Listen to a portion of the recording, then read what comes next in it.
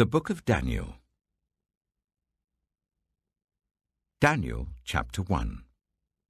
In the 3rd year of the reign of Jehoiakim, king of Judah, Nebuchadnezzar, king of Babylon, came to Jerusalem and besieged it. And the Lord delivered Jehoiakim, king of Judah, into his hand, along with some of the articles from the temple of God. These he carried off to the temple of his God in Babylonia, and put in the treasure house of his God. Then the king ordered Ashpenaz, chief of his court officials, to bring into the king's service some of the Israelites from the royal family and the nobility, young men without any physical defect, handsome, showing aptitude for every kind of learning, well-informed, quick to understand, and qualified to serve in the king's palace. He was to teach them the language and literature of the Babylonians. The king assigned them a daily amount of food and wine from the king's table. They were to be trained for 3 years, and after that they were to enter the king's service. Among those who were chosen were some from Judah: Daniel, Hananiah, Mishael, and Azariah. The chief official gave them new names. To Daniel, the name Belteshazzar; to Hananiah, Shadrach; to Mishael, Meshach; and to Azariah, Abednego. But Daniel resolved not to defile himself with the royal food and wine, and he asked the chief official for permission not to defile himself in this way. Now God had caused the official to show favor and compassion to Daniel. But the official told Daniel, "I am afraid of my lord the king, who has assigned your food and drink. Why should he see you looking worse than the other young men of your age? The king would then have my head because of you." Daniel then said to the guard, whom the chief official had appointed over Daniel, Hananiah, Mishael, and Azariah, "Please test your servants for 10 days. Give us nothing but vegetables to eat and water to drink. Then compare our appearance with that of the young men who eat the royal food, and treat your servants in accordance with what you see." So he agreed to this and tested them for 10 days. At the end of the 10 days, they looked healthier and better nourished than any of the young men who ate the royal food. So the guard took away their choice food and the wine they were to drink, and gave them vegetables instead. To these 4 young men, God gave knowledge and understanding of all kinds of literature and learning. And Daniel could understand visions and dreams of all kinds. At the end of the time set by the king to bring them into his service, the chief official presented them to Nebuchadnezzar. The king talked with them, and he found none equal to Daniel, Hananiah, Mishael, and Azariah. So they entered the king's service. In every matter of wisdom and understanding about which the king questioned them, he found them 10 times better than all the magicians and enchanters in his whole kingdom. And Daniel remained there until the 1st year of King Cyrus. Daniel chapter 2. In the 2nd year of his reign, Nebuchadnezzar had dreams. His mind was troubled, and he could not sleep. So the king summoned the magicians, enchanters, sorcerers, and astrologers to tell him what he had dreamed. When they came in and stood before the king, he said to them, "I have had a dream that troubles me, and I want to know what it means." Then the astrologers answered the king, "May the king live forever. Tell your servants the dream, and we will interpret it." The king replied to the astrologers, "This is what I have firmly decided. If you do not tell me what my dream was and interpret it, I will have you cut into pieces and your houses turned into piles of rubble. But if you tell me the dream and explain it, you will receive from me gifts and rewards and great honor. So, tell me the dream and interpret it for me." Once more they replied, "Let the king tell his servants the dream, and we will interpret it." Then the king answered, "I am certain that you're trying to gain time, because you realize that this is what I have firmly decided. If you do not tell me the dream, there is only one penalty for you. You have conspired to tell me misleading and wicked things, hoping the situation will change.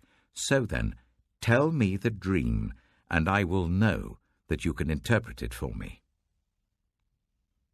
The astrologers answered the king, "There is no one on earth who can do what the king asks. No king, however great and mighty, has ever asked such a thing of any magician or enchanter or astrologer.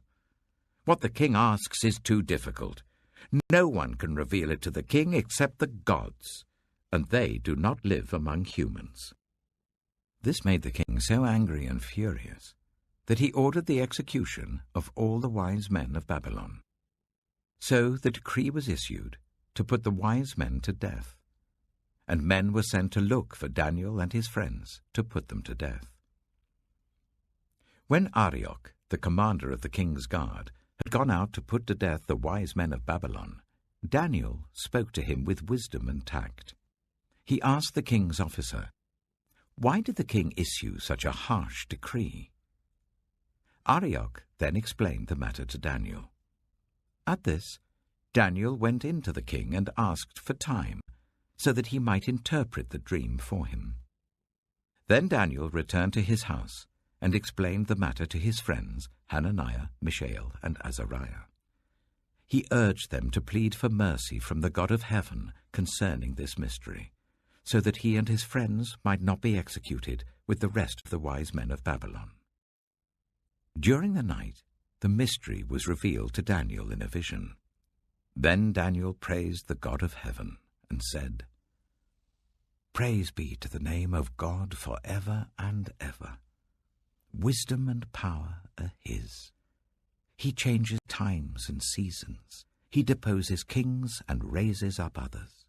He gives wisdom to the wise and knowledge to the discerning. He reveals deep and hidden things. He knows what lies in darkness, and light dwells with him. I thank and praise you, God of my ancestors. You have given me wisdom and power. You have made known to me what we asked of you. You have made known to us the dream of the king." Then Daniel went to Arioch, whom the king had appointed to execute the wise men of Babylon, and said to him, "Do not execute the wise men of Babylon. Take me to the king, and I will interpret his dream for him." Arioch took Daniel to the king at once and said, "I have found a man among the exiles from Judah who can tell the king what his dream means." The king asked Daniel, also called Belteshazzar, "Are you able to tell me what I saw in my dream and interpret it?" Daniel replied, "No wise man, enchanter, magician, or diviner can explain to the king the mystery he has asked about, but there is a God in heaven who reveals mysteries. He has shown King Nebuchadnezzar what will happen in days to come. Your dream and the visions that passed through your mind as you were lying in bed are these. As your majesty was lying there, your mind turned to things to come, and the revealer of mysteries showed you what is going to happen. As for me, this mystery has been revealed to me, not because I have greater wisdom than anyone else alive, but so that your majesty may know the interpretation, and that you may understand what went through your mind. Your majesty looked, and there before you stood a large statue, an enormous, dazzling statue, awesome in appearance. The head of the statue was made of pure gold, its chest and arms of silver, its belly and thighs of bronze, its legs of iron, its feet partly of iron and partly of baked clay. While you were watching, a rock was cut out, but not by human hands. It struck the statue on its feet of iron and clay and smashed them. Then the iron, the clay, the bronze, the silver, and the gold were all broken to pieces and became like chaff on a threshing floor in the summer. The wind swept them away without leaving a trace. But the rock that struck the statue became a huge mountain and filled the whole earth. This was the dream, and now we will interpret it to the king. Your Majesty, you are the King of Kings. The God of heaven has given you dominion and power and might and glory. In your hands he has placed all mankind and the beasts of the field and the birds in the sky. Wherever they live, he has made you ruler over them all. You are that head of gold. After you, another kingdom will arise, inferior to yours. Next, a third kingdom, one of bronze, will rule over the whole earth. Finally, there will be a fourth kingdom, strong as iron, for iron breaks and smashes everything, and as iron breaks things to pieces, so it will crush and break all the others. Just as you saw that the feet and toes were partly of baked clay and partly of iron, so this will be a divided kingdom. Yet it will have some of the strength of iron in it, even as you saw iron mixed with clay. As the toes were partly iron and partly clay, so this kingdom will be partly strong and partly brittle. And just as you saw the iron mixed with baked clay, so the people will be a mixture and will not remain united, any more than iron mixes with clay. In the time of those kings, the God of heaven will set up a kingdom that will never be destroyed, nor will it be left to another people. It will crush all those kingdoms and bring them to an end, but it will itself endure forever. This is the meaning of the vision of the rock cut out of a mountain, but not by human hands, a rock that broke the iron, the bronze, the clay, the silver, and the gold to pieces. The great God has shown the king what will take place in the future. The dream is true, and its interpretation is trustworthy. Then King Nebuchadnezzar fell prostrate before Daniel, and paid him honor, and ordered that an offering and incense be presented to him. The king said to Daniel, "Surely your God is the God of gods, and the Lord of kings, and a revealer of mysteries, for you were able to reveal this mystery." Then the king placed Daniel in a high position, and lavished many gifts on him. He made him ruler over the entire province of Babylon, and placed him in charge of all its wise men. Moreover, at Daniel's request, the king appointed Shadrach, Meshach, and Abednego, chief ministers over the province of Babylon, while Daniel himself remained at the royal court.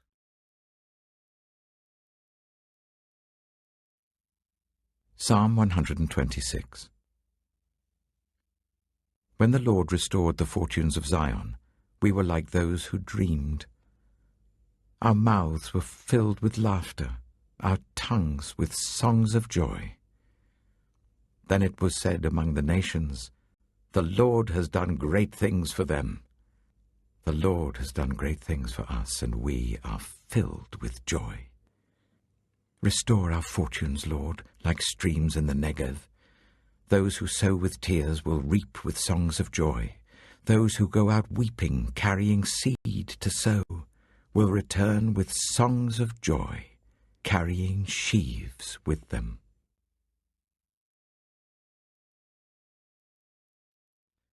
Proverbs chapter 13. A wise son heeds his father's instruction, but a mocker does not respond to rebukes. From the fruit of their lips people enjoy good things, but the unfaithful have an appetite for violence. Those who guard their lips preserve their lives, but those who speak rashly will come to ruin. A sluggard's appetite is never filled, but the desires of the diligent are fully satisfied. The righteous hate what is false, but the wicked make themselves obnoxious and bring shame on themselves. Righteousness guards the person of integrity, but wickedness overthrows the sinner. One person pretends to be rich, yet has nothing. Another pretends to be poor, yet has great wealth. A person's riches may ransom their life, but the poor cannot respond to threatening rebukes. The light of the righteous shines brightly, but the lamp of the wicked is snuffed out. Where there is strife, there is pride, but wisdom is found in those who take advice. Dishonest money dwindles away, but whoever gathers money little by little makes it grow. Hope deferred makes the heart sick, but a longing fulfilled is a tree of life. Whoever scorns instruction will pay for it, but whoever respects a command is rewarded. The teaching of the wise is a fountain of life, turning a person from the snares of death. Good judgment wins favor, but the way of the unfaithful leads to their destruction. All who are prudent act with knowledge, but fools expose their folly. A wicked messenger falls into trouble, but a trustworthy envoy brings healing. Whoever disregards discipline comes to poverty and shame, but whoever heeds correction is honored. A longing fulfilled is sweet to the soul, but fools detest turning from evil. Walk with the wise and become wise, for a companion of fools suffers harm. Trouble pursues the sinner, but the righteous are rewarded with good things. A good person leaves an inheritance for their children's children, but a sinner's wealth is stored up for the righteous.